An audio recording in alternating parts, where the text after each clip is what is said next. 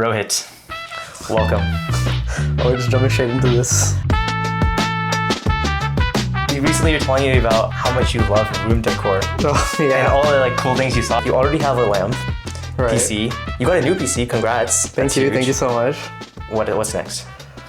Honestly, I think I've hit a pretty good place within my room setup. I don't think that there's any more that I can really do with this layout of the room. So I think I've experienced my options and I'm waiting for when I leave this dorm and I'm able to go and live in the real world and see what it's like to be in an apartment. And I think that's where the next journey obviously starts. So like once you're there in an apartment though, what else do you think you would need?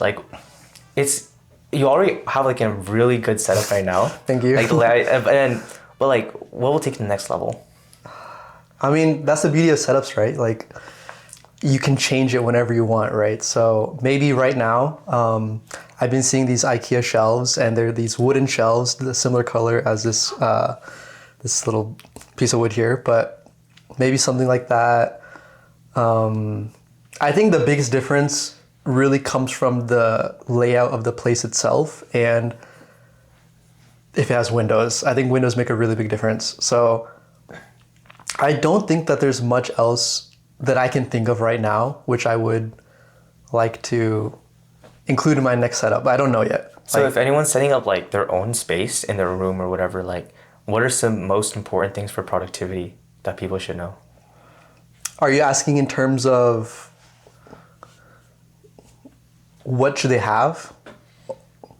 I guess we could start with stuff they might already have set up and where desks should be, but then afterwards things they could add. Okay. Well, if you're thinking strictly in terms of productivity, I would definitely say being close to a light source is very crucial. But what about if the light falls on the screen though? I think you had to lay out your room in a way where it doesn't do that. In my setup right now, the light just happens to never fall on my my monitor, but the beauty of a room layout is you can change things, right? So you can always include a curtain or a diffuser within your window, which makes it a lot easier to see your screen if you do have that problem. Or you can just get a matte screen protector, or just a matte monitor, which saves that problem. I think, yeah, being close to a light source is definitely one of the biggest things. For me personally, whenever I was in my room and I sat in that little corner over there, it was really hard for me to stay productive. I felt like I was lounging half of the time just because my room setup in that space was meant for that. It was mainly when I was just in the dark.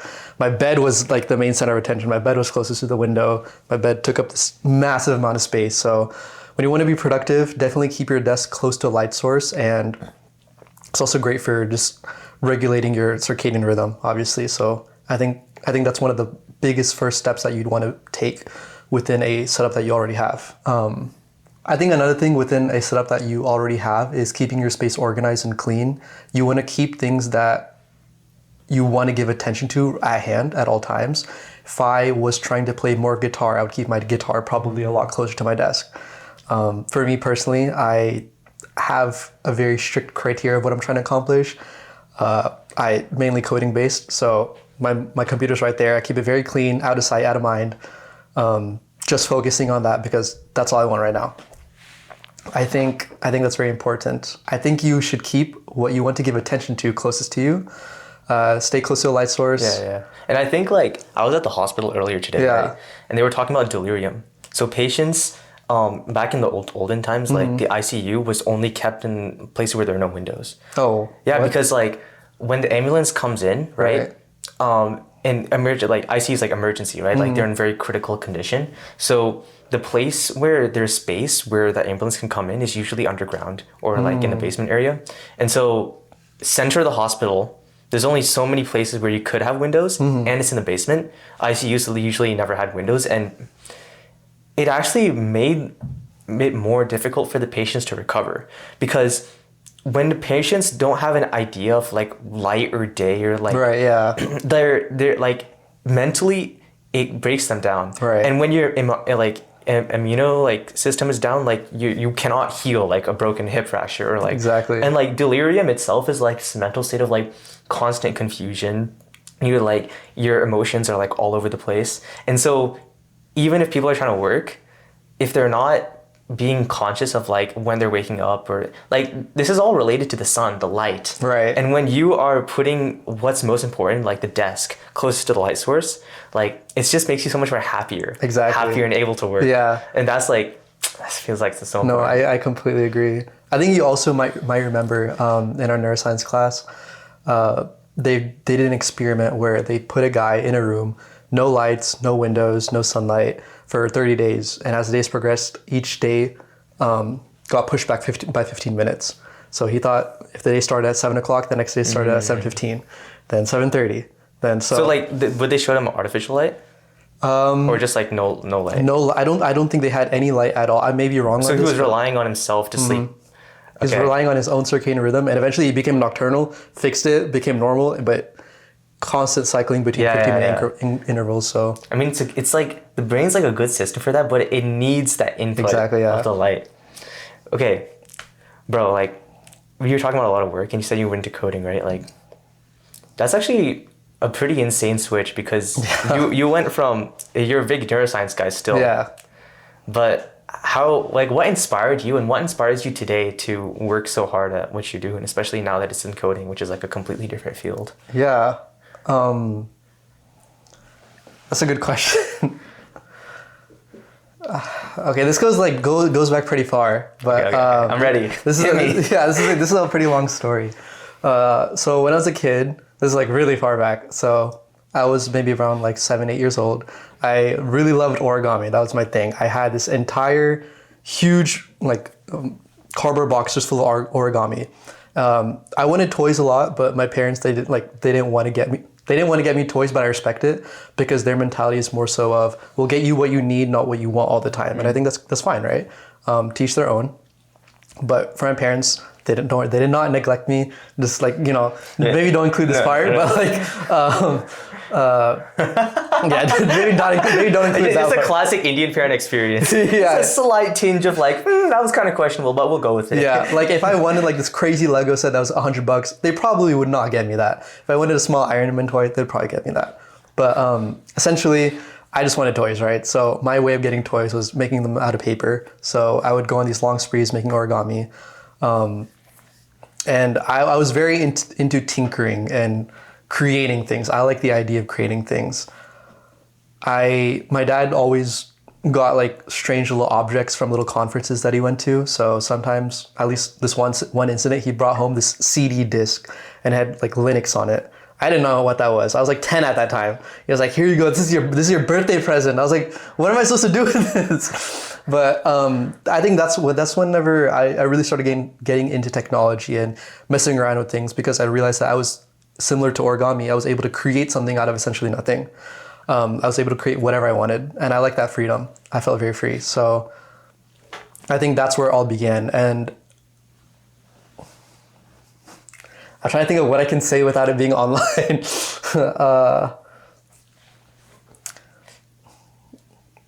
Yeah, so I think that's where it all began. And since then, I did get into neuroscience and medicine when I was around maybe 12, 13, 14. So I was very into medicine, but that lingering of creating something still remained. So I think after realizing that maybe medicine isn't for me, that was a thing I just wanted to jump into. And it's so fun, man. You can create so many things, and you have nothing to blame but yourself, which in a way makes it very free. Team of one. Yeah. So I mean, obviously you can work with teams and you can rely on them, but there's a lot of freedom that you can have within yourself. So what are some things that might be unattractive about medicine? Things that may be unattractive about medicine. I don't know. I can't really hate on medicine, honestly. I still think medicine's really good. I think for me, like, I never really hated medicine. I just genuinely think that I'm more interested in CS. Like, there's nothing I can say that's bad about medicine. Like, yeah, you may work a lot longer. You may require a lot more schooling, but I think in the end, it would be worth it for someone who's going into medicine. So I really can't say that medicine, there's something that made me dislike medicine. It was more so just, I was a lot more interested in something else. And I know that in medicine, whatever you do, that's your lifestyle. If you're a neurosurgeon, you're going to be in the hospital for so many hours, not just neurosurgery, but anything, right? Yeah, that's true. So if you have any lingering feeling of wanting to do something else, you should really evaluate if medicine is the right thing for you. Maybe it is. But for me, I wanted a bit more freedom. I wanted to do more business-minded things. And I think being in the CS route helped me navigate through that in a way. So like with creativity, you're like trying to solve problems, right? So it's in itself like kind of a business. Yeah. Because I was gonna ask like, yeah, you could create cool stuff. Like you could create video games, you could create like apps. Yeah. But what kind of inspired you toward that business route? Or do you have like heroes or people you look up to, or like certain ideas that you like to play with in your head that like really like pulls you toward where you're going? So like, why am I more interested in the business side of CS rather than just keep my head down and work type of CS? Yeah. And if there's people who I'm inspired Like by. what's your like in a sense, like for me, things that are really cool to think about, like long-term goals, there are places I want to get to, but there's also reasons I want to get to that goal, because like I see people online who's like almost there or there already, and there's like a certain lifestyle I want to lead, like a certain way I want to end up spending my every hour of the day. Like for example, I want to be able to wake up early and go to the sauna, or I want to be able to, go to Germany for a week and just drive around at like 185 kilometers an hour. Yeah. Like, yeah, that's great, but it's also like a certain person or a certain type of life or a certain sort of business that you have. So what kind of, in that, like, if you could have like a universe where you could do whatever you wanted to, and you have this inspiration in front of you like today, what is pulling you toward that direction, and who is pulling you toward that direction, and like what's in you that inspires you like that? Okay, so this is gonna sound a little stupid, but Iron Man, like, I think everyone... It's that toy your dad gave you. Yeah. You have such a good father.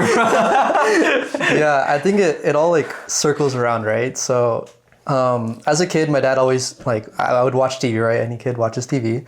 I would watch TV a lot, maybe a little too much. And he was like, what are you doing? Like, there's so much to accomplish. Like, you should maybe start working on something, because these people, they've already made it. They've already done everything. You're not really gaining much. And he didn't mean that in any like hurtful way. He was very nice about it. But like, I think as time went on, I saw what he meant by that. And another person who maybe inspired me is Iron Man, right? So this guy, he started off with some good money, right? But he still made something out of himself. Whenever he was like, everything happens when 8 to 12 years old, doesn't it? Like this guy, I think when he was 8, like he also made this robot that is a claw machine. It's not a claw machine. It's some... Like weapon? Some claw, some robotic claw. Was it from the comics or the movie? Yeah, some of the movie. Okay, I don't remember it, honestly. Yeah, he made some robotic claw, and I was like, oh wow, that's like so cool. And obviously, I saw him become Iron Man, and I thought that was the thing, right? Like, I'm gonna become the next Iron Man. I'm him. And then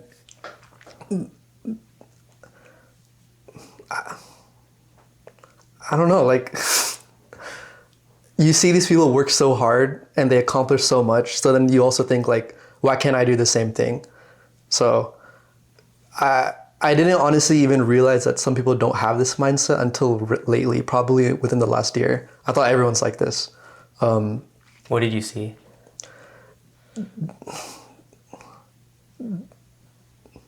No, I realized that there's some people who just want to they just want to get a job. They just want to work. They're completely fine with that. That's okay. And they want to get a job, work, provide for their family. That's it. My friend flew back from Atlanta recently, and I was talking with him the other day, and he was telling me, so he's also CS. Yeah. But he's been CS for like forever. Right. And he's a great, like fascinating, like really like attractive candidate for any job.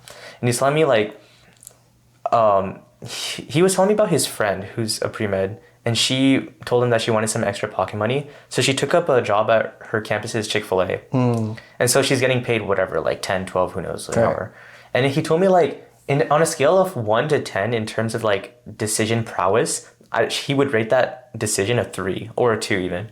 Because like, he doesn't see it valuable to get paid an hour anything less than $50 because like he has the ability, and like he thinks like other people also have the ability to sell, like not sell themselves, but to work for certain jobs that are like actually like met for their expectation level. Right.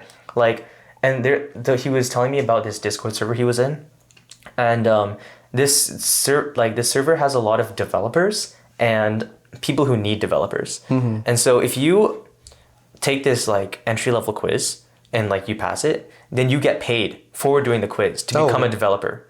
And then once you pass, you like people who need like certain jobs done, they'll be like, we'll pay you $100 an hour to get this job done. And so he was said like, yeah, for the past couple like semesters, every now and then whenever I had time, I would go on this server to look for job listings. And he was telling me like the one he did recently, like in Jan, there's like this thing someone needed. He worked on it for 4 hours, got paid $400. And like he's like, listen guys, like all of his CS friends, let me send you this Discord server and you can like do this too. Yeah. And so he would like send this, right? And people would, some of them like they just looked at it. They even like some of them even did it and did the quiz and got paid that, but they didn't actually go forward and start taking jobs. Right. And I told him like, I think it's something within people's heads where they don't believe that something so contrarian could be real, like not a scam. Like, because the script is written out for us, right? And it's not only just easy, it blinds you to other options that people could take. Right. Like you obviously going to go be in CS, but you're still looking to connect it back into neuroscience. That's why you're still studying neuroscience, right? And that's just not something people do. Yeah. And that's so interesting. But like you could be in a very good position to make some sort of like start sort of like brand new startup where you have a foot in neuro and a foot exactly, here. Yeah. And people just don't think like that. Yeah. They're looking for security, or as a child, like you said, like maybe no people's dad just like never mentioned that Tony Stark is like he had to work for that. Yeah. People just like saw that and I guess subconsciously expects it. Like a stable life, stable family. But like this idea is actually a bit scary to me. What do you mean? Because if you're stuck in comfort, how can you expect to achieve greatness? Yeah, that's a good point. I think you have to be a little bit delusional in order to achieve great things. So like that story about Discord just like really opened my eyes. Like what I'm trying to like analyze my life. Like where am I just like following the script? Yeah. Like I don't know. It's like probably way more blind places than I have like clear vision on what I'm doing. I think it's important to keep in mind your end goal throughout all of this. I think following the script isn't necessarily bad if it helps you get to your end goal also. Following the script in general is not bad, but if you have a set goal and you maybe just don't even want to follow the script at all, completely fine. But using that script to help you achieve the end goal, I think it's still very valuable. So in CS, if you don't have an internship, it's a bit harder to get a job. And obviously, like in order, you need to get your first job if you want to work at like Facebook or something. If you want to become the next Zuckerberg and like become the CEO of Facebook, I don't know, that's some example, right? You had to start somewhere. And I think it's okay to like get that internship, work at Facebook, and then maybe you want to start your startup because then you have that reputation. Then you have something to go off of. Then if I tell someone, oh, I worked at Amazon, they'll take me a bit more seriously than if I just like said, oh, I'm just interested in this. Because then they know like, oh, this is the degree which this guy holds himself to. So I think it's important to utilize your resources very efficiently to get to where you want to be as fast as you can, because the more experience you have in that place will definitely show over time. So in your experience in like being online and doing content creation and trying to start businesses online too, like founders, like the website you're doing, you're also posting reels on Instagram. How do you see this area of like online presence tangential to your business goals? Yeah, I think having a good social media presence is really valuable in just business today in general. I think a lot of marketing is done through social media, and you may not even realize it, but so much marketing is done through like the amount of money they spend on Facebook ads. Like a lot of things today, like they'll pay some influencers like, hey, can you just represent this a little bit? And there's good payout for that. So I think it's important to create a personal brand more than anything. How do you do that? Document your life, document a specific niche that you're very interested in. Hopefully you have a really good understanding of that niche, and if you're able to provide some sort of value to people in that niche, I think that's a pretty solid way of getting a personal brand while building reputation. So if you want to become a gym influencer, go to the gym, start posting videos of the gym, give advice, and there's a pretty good reward for that. And at least in terms of business, it's good to build a personal brand. It's not always necessary. I don't think Zuckerberg, Elon Musk. That's a different time though. It is a different time, that's true. I think now it's like... Well, they didn't have personal blogs either. Blogs are pretty big back then. No, it's just like a different meta, like, no pun intended. No, that's true. But like, back then, having a shop like Shopify where buying stuff online, that was a foreign concept. True. And that's just like, again, it was not following the script. And then a new idea which actually helped people. Right. But in today's age, creating a social media is done, tried, and there's already the social media giants. Mm-hmm. And it's going to have to take like some like deep thinking to realize what people need. In a kind of essentially a world where people don't need a lot anymore.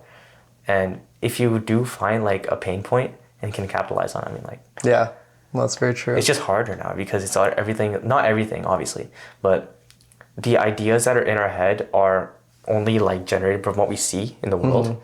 And we, like, personally, I don't think I have enough experience to know what like a family might need or lack, because I'm not at that point in my own life yet. That's true, yeah. Like, I think like commuting from home and living with my parents is kind of like I have like blinders to a lot of what living on my own kind of is, which is like it's a bit interesting because like it's kind of like I begin to have this idea that going to college actually extends your adolescence by 4 years, because that 4 years of time is taken up by classes and summers and internships. Well, internships could be important, but instead of people like, let's say like an average person could be starting their business or family business at like 18. Meanwhile, like this extra 4 years for the average person is just another like 4 years of school, which is like almost similar to high school, except you have more freedoms, which could backfire.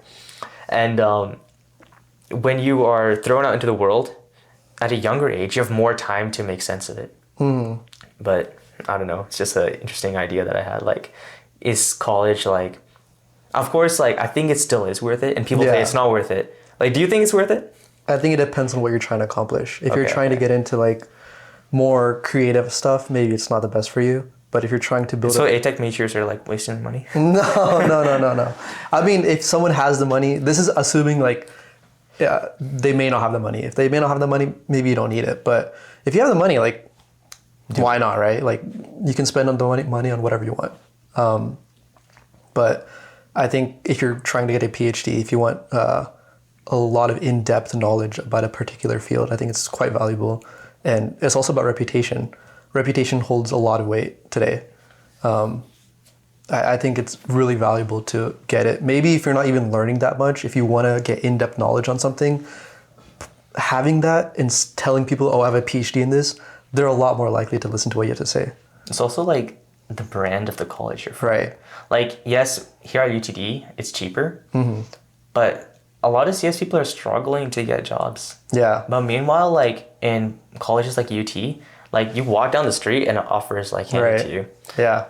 My friend, same friend, told me about how at GT there's like Georgia Tech, there's a like listings website where they show all, like, say it's like a newsletter, and then all the CS people can apply. Oh. And so he sent that link to a very good applicant here at UTD. He's actually a friend of mine from high school. So he applied. He got rejected immediately. Oh, wow. And everyone at GT got like interviews. Yeah. And it's just like right off the chopping block, you're from the wrong name. Like, and listen, it's 38 grand per year there. Yeah. Can you even believe that? Like here, like that's more than I'm paying for my entire 4 years. Yeah. So like, I asked him like, is it worth it? Is it worth it to spend that much? And he's like, yeah, you're playing it's like being a white in the dating market. No. It's just easy. Yeah. But I mean, like, yeah, I mean, but I guess you're right. Like in arts or something, it's like, what do you think about neuroscience at UTD? It depends on what you're trying to do with it. Okay. So if you want to go into medicine, neuroscience itself, like, if you're going into medicine, you can major in anything. Right. Neuroscience itself, I only think you would probably be interested in that if you're getting a PhD or Academia. Academia, some sort of academia, or if you have some way of tying it into the future. If you want to get a master's in it later, then probably need it in your undergraduate degree. There's just credibility. It's all just credibility. Just like, but like the class. I mean, yeah, it's hard to compare experiences from one college to another when you only know UTD. Yeah. But like, what do you think about neuroscience as a field, like as a discipline? That's so do you broad. like it? Like, I guess it's broad, but like, my question is like, what interests you about neuroscience? I have no clue. You're just doing it for funsies? No, it's just like, it's interesting to see how the things you learn in class are applicable to your daily life. There's a lot of things that I see online where I can fact check them and I know that they're wrong. A lot of times, and this also goes into like nutrition, right? Just the gym. Whenever you know more about something, you're less likely to fall into weird little traps or small little tricks. Like sleep, I guess. Yeah, right? Like, you know so much more about sleep now than I guess you may have 4 years ago. Oh my gosh. No. But yeah, I'm sure you know a lot more about sleep now than you did 4 years ago. So I think there's a lot of small things in your daily life which add up and accumulate over time. And I think that's where the real benefit comes around. I'm able to watch some like videos on neuroscience, right? Like Andrew Huberman. Yeah. And I can kind of follow along with that, right? Like I know what he's talking about. Yeah. So the hormones, the receptors. Exactly. So it ties into a bunch of small things which you observed on your daily life, and I think that's definitely worth it. But that's just for me. And yeah. What do you think about Dallas as a whole? Like the city? I think Dallas is great if you have money to spend. What do you mean? If you don't have too much money, I think it's a bit harder to go out and have fun. Definitely still possible, but a lot of things require a good amount of money. It's a big city. You're gonna need some money to spend, and I think a lot of activities are just money based. It's a lot more expensive compared to just driving alone. Yeah. Because like the traffic. Like I was I think this Thursday, there was this free show, like a free comedy show downtown. So I went. Yeah. And I still had to pay for parking, water, because like what? I didn't want to like just show up and not pay, because I guess it's like a restaurant thing. $4 for a plastic bottle of water full of like BPA goofy. Yeah. And tip for the waiter. Yeah. $9 for a free show. Yeah. With the tolls. It's not free, bro. But I had a good time. That's true. That's good. Yeah, it's like maybe you should. Next time I do something like that, I'll invite you. Yeah, let me know, bro. I love comedy shows. Yes, bro. We'll go. Yeah, there's free ones all the time. So I didn't know. Yeah, I didn't know that. I think I remember that being a thing in like sophomore year, but for some reason that just like phased out of my mind. Sophomore year? Yeah, but people would go to. Yeah, they've been having like these free comedy shows. They had some at UTD, but oh dang. Yeah, but like, were they good? I don't know. I didn't go. Who's your favorite? I saw one, but I didn't go to it, but I saw one freshman year. Oh, like the posters they had. Yeah. Like, oh yeah, bro. I was like too goofy at that time to actually like care about that. I was interested, but like I don't know. I was interested enough. Yeah. Yeah. Do you have a favorite comedian? I don't know too much about comedy. Okay, fair enough. Yeah. But like, bro, it's like the vibes in there, because like the lows. Apparently, there's like a science to the way seats are set up. Oh, like really? just like how there's a science to like how podcasts are set up. Yeah. Like it's important to have low ceilings. Mm-hmm. People are close to the comedian. People are closer together. It's less in rows and more like in tables where there's like groups of like small people. Yeah. Like even if people are not friends, like you the idea is to pack people together, and that's like the easiest way to make people laugh. Like set one thing wrong and the show's guaranteed to fail. Like having the speaker elevated way too high and like the people like sitting over here like that much distance, it's like comedians will cancel the show over that. Oh, really? Yes, because like they don't want to go up there and make a fool of themselves because they know they have like years. It's like they're like doctors of like performing. Yeah. They're performers. They're theater kids, so like they know. But I just found that really interesting. It's like, that is interesting. It's a science to everything, bro. What do you think about the people in Dallas? They're fine. Like, I think they're a lot less approachable than people in like Oklahoma. So like people in Oklahoma, and not even just Oklahoma, right? Like, actually, yeah. If you're in a bigger city like Dallas, I think people are a lot less approachable. Whenever I was back home for Thanksgiving, I went to go to Target. I wanted some apple pie because we all wanted to eat it. No, it was pumpkin pie. Okay. Thanksgiving. Yeah, sorry. So we went to Target and we saw some like sheet of whatever like the breading is. Yeah.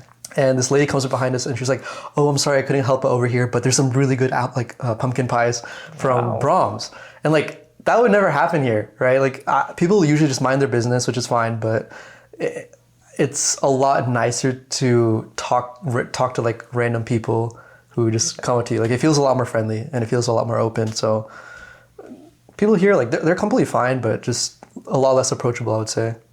Do you think I have a shot of finding my wife here? 100%, bro. 100%. Really? I believe in you, bro. I believe in you, bro. But like, no, not the. Maybe there's a sign, bro. Yikes! I should get out of here right now. Leave. Honestly, like though, like I think it's good for us to like make a goal of leaving, like this, like leaving this place, like Dallas or just like anywhere. Like, where do you want to be? Out of here. Like I think it's good to not try to settle down at such a young age right now in terms of location. In terms of like where you want to be?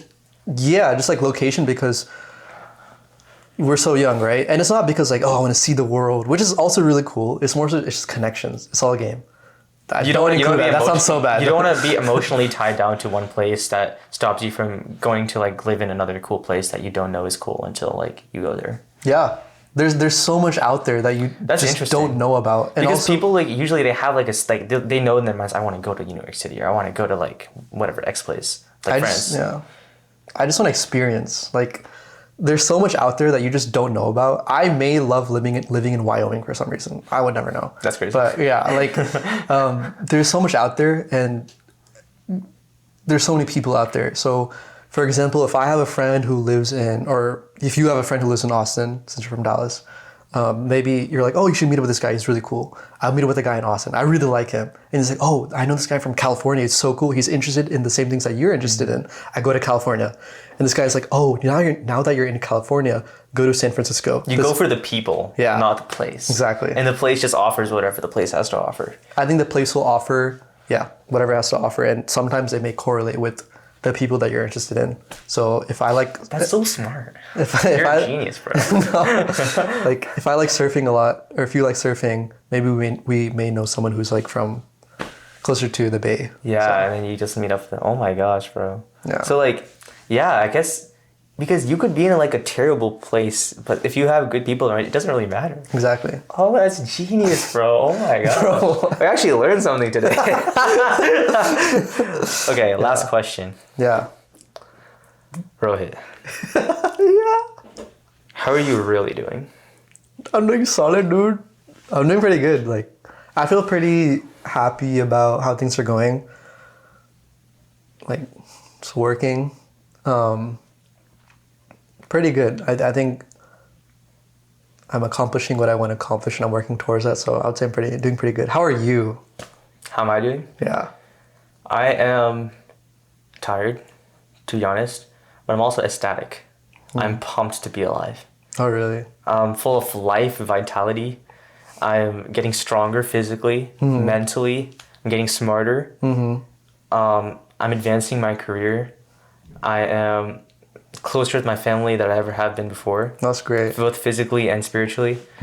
With my sisters, who I've been praying for like 3 years. My parents, my mother, my father. I'm nervous about medical school exceptions. I'm nervous about the work I'll have to do to apply the MCAT.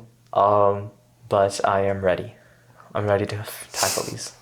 A lot of emotions. I mean, I'm human. That's true. Good point. Thank you so much, bro. Thank you for having me, bro. Thank you for. Let's take a quick picture, right? This is gonna be a signature I think thing. I'm gonna cut off the podcast at this point. Yeah. So I think I'll just.